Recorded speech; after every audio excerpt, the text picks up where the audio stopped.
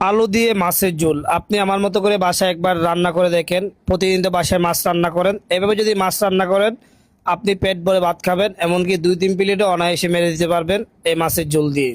প্রথমে দেখেন আমি পাঙ্গাস মাছ নিয়েছি, তার মধ্যে লবণ দিয়ে দিচ্ছি, হলুদের গুঁড়া। আপনি চাইলে এখানে রুই মাছ যে কোনো ধরনের মাছ নিতে পারেন, মরিচের গুঁড়া, অল্প একটু সয়াবিন তেল দিয়ে এটাকে সুন্দর করে ভালো করে মিক্স করে 5 মিনিট বা 10 মিনিট রেস্টে রেখে দিব।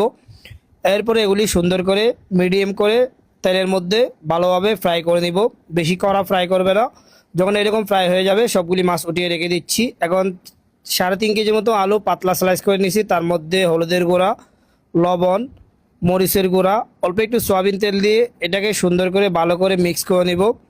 ভালো করে মিশাবেন যেন সবগুলি উপকরণ ভালো মতো আলুর মধ্যে মিশে যায়, এটা অবশ্যই খেয়াল রাখবেন। এরপরে সেম তেলের মধ্যে এই আলুগুলি আমি সুন্দর করে 50% ভালো করে এখানে তেলের মধ্যে ফ্রাই করে উঠিয়ে নিব।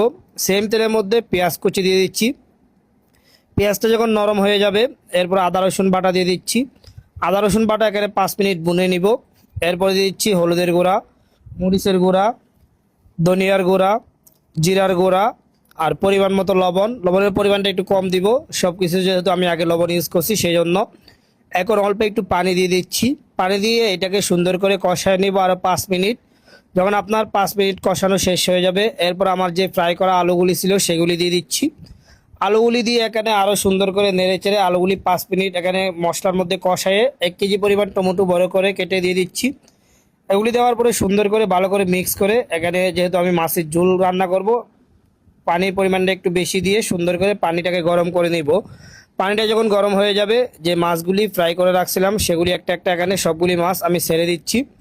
মাছগুলি দেওয়ার পরে সুন্দর করে স্লাইডার দিয়ে নাড়াচাড়া করে কয়টা কাঁচামরিচ কেটে দিয়ে দিচ্ছি।